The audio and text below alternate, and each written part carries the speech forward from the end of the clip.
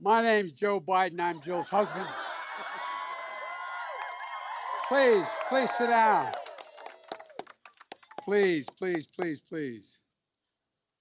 Well, Mr. Secretary, as they say in parts of Claymont I'm from, you've done good, fella. As you can see, I didn't get my English lessons from Jill. Also here is a good friend of mine, a chairman and a congressman, Bobby Scott. Bobby, stand up.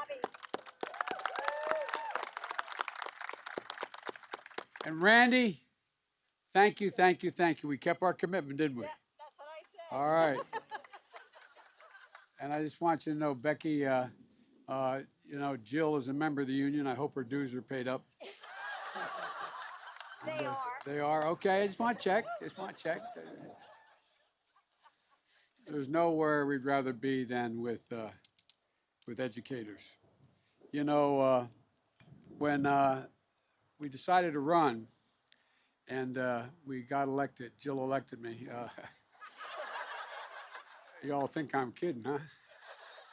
Well, what happened was that we started thinking about it, and I knew immediately. Jill said, "By the way," and I said, "It's okay with me. Teach full time." She's the only first lady who's ever had a full-time job. Now, the fact that I don't ever get to see her, the fact that she is either traveling on behalf of the people of this country or going to her classroom teaching 15 credits at the community college is a different story. But it is who she is. Like I heard her say, she probably has said, I heard her say many times, teaching is not what you all do, it's who you are. It's what you're made of. And one of the things that I used the line years ago that I still think is relevant in a slightly different context. When you think about it, the single most consequential people in the world beyond our parents, God willing, if we have them, is our teachers. You are the ones who you're the kite strings that lift our national ambitions aloft. I mean, not a joke. It's a reality. It's a reality. One of the reasons why we're working so hard and the Secretary is helping so much in the Build Back Better plan is that the rest of the world is starting to figure this out. The rest of the world is starting to out-educate us.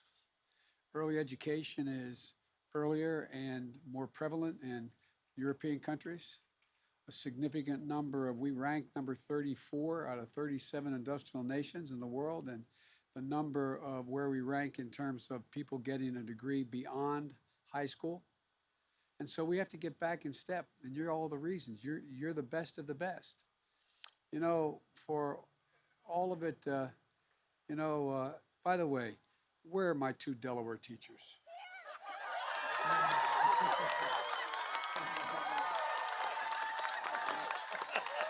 That's hilarious.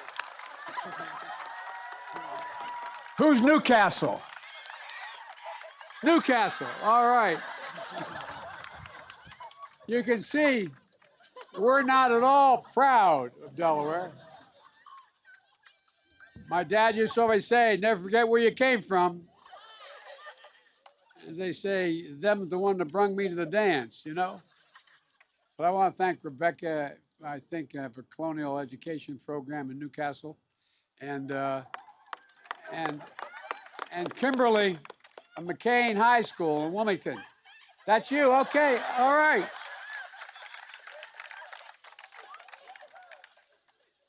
And now to the two National Teachers of the Year. It's a pretty big deal. I listened to both your speeches, and they're very impressive, and I mean it sincerely. What you do really matters. What you do really matters. And it matters in a way that I think you all don't fully realize. I don't think about, I bet, I look at every important decision I made in my life. I ask myself three things, not a joke. What my dad and mom would think I should do. But when we decided I'm going to tell you a quick story. When I decided to help pick someone who was going to be the nominee for the Democratic Party. I was asked in Delaware to go out and try to find a candidate for the United States Senate. I was 28 years old as part of this group of people. And I kept trying to get people who were consequential to get involved, and they didn't want to do it. And Nixon was running that year, was going to be a lead pipe cinch. The Republicans were going to win, and I was a Democrat. And so I showed up at a Democratic convention, an off-year convention, and I went to make sure that everything was going to be okay. And I would report that I was the kid at the convention, and it was in Dover, Delaware. And after the afternoon session, I went back to the hotel, a typical hotel, a motel where you drive up, you get out of the car, you walk in the door.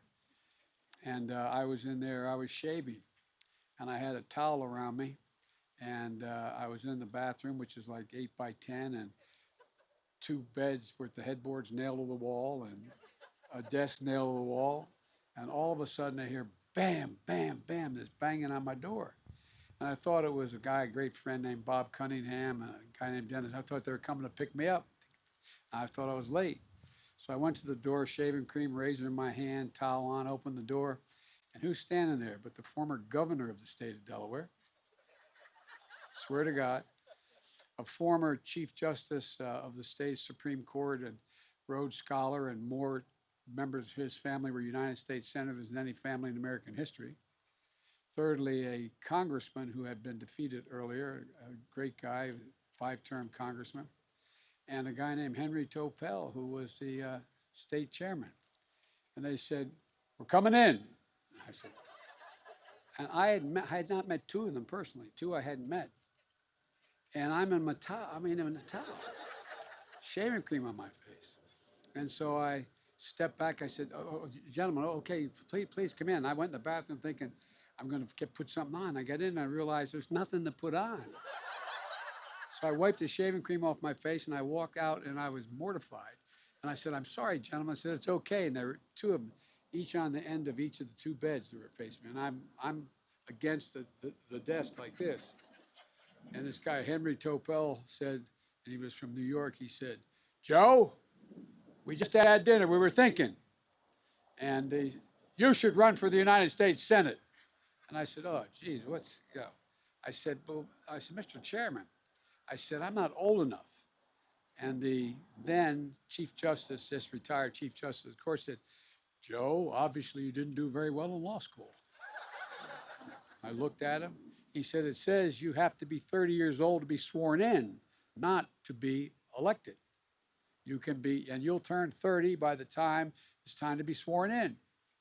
And anyway, that was my exposure, no pun intended. And so I go to the event, and I'm riding home with this guy, Bob Cunningham, who was a really bright guy. And I said, "Bob, I don't know, what in God's name am I going to do? This is crazy." And so I'm thinking, who am I going to talk to? True story. And the next morning I get up and I called my professor at the University of Delaware, a guy named Dr. Ingersoll. And I said, "Doctor, can I come down and see you?" And he said, "Of course." I went down and sat with him for half an hour. I told him what was happening. He just looked at me. He said, "Joe, remember what Plato said." I'm thinking, what the hell did Plato say? But he said, to paraphrase Plato, he said, "The penalty good people pay for not being involved in politics is being governed by people worse than themselves." And he looked at me and said, "Joe, you should run." I said, "But I feel strongly about all these issues, but I got involved in the civil rights movement and the war. He said, "Joe, you should do it." He had enough confidence in me that he gave me confidence in myself. With a kid with no money, coming from a middle-class family, who grew up in grade school stuttering, literally. For me, I'm confident I would have never done it were not for Dr. Ingersoll. I'm sure there are people of each of you can look back at, and they changed your life.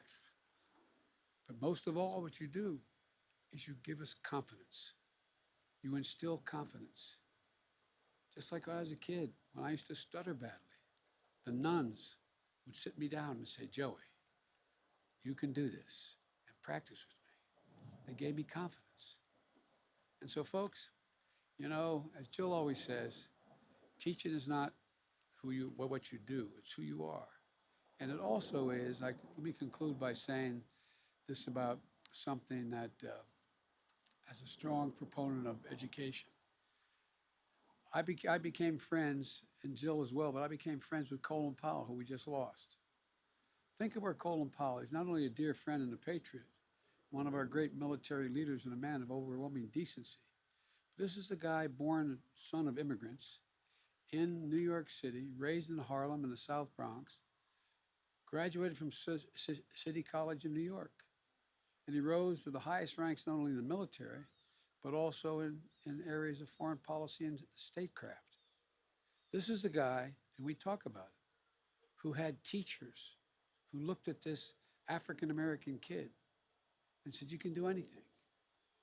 So all I want to say to you really is don't underestimate what you do. The good news about y'all is you underestimate it, so you come off in a way that you don't feel self-important. But you're gigantic. You make a gigantic difference. And I learned that when Jill and I would walk through the malls on Christmas time when I was a senator, and kids would go, hey, hey, hey, hey, and I'd wave. And they'd say, no, no, no, no, Dr. Biden. Swear to God. So, folks, thank you for what you do. I really mean it. Thank you, thank you, thank you. And now I've got a few little gifts to give here. This is for Tabitha. Tabitha, can you come up here? I don't want to drop this. Do you want to hand it to her? No, you. Me neither. Tabitha, this is For 2020. 2020. I know, but this apple is worth $280,000. No, I can retire. I'm joking, but I want you to have this and let you know how much we appreciate you and all you do. Thank you. Thank you. Thank you so much. I'm not sure if it falls. Yeah. I'll be really grateful. Thank you. All right. And this is Juliana's. Julianis, come on up here. Julianis, I had a great friend who was a former senator from Texas and looked at me one day. He's passed away now, and he said, Joe, you'll never get elected president unless you can learn to speak Spanish. Smart man. Well, guess what? I decided to hire everybody who spoke Spanish. Yeah. But congratulations. It's a great honor, and I'm delighted to have an opportunity to meet you. Thank you, Mr. President. Thank you very much.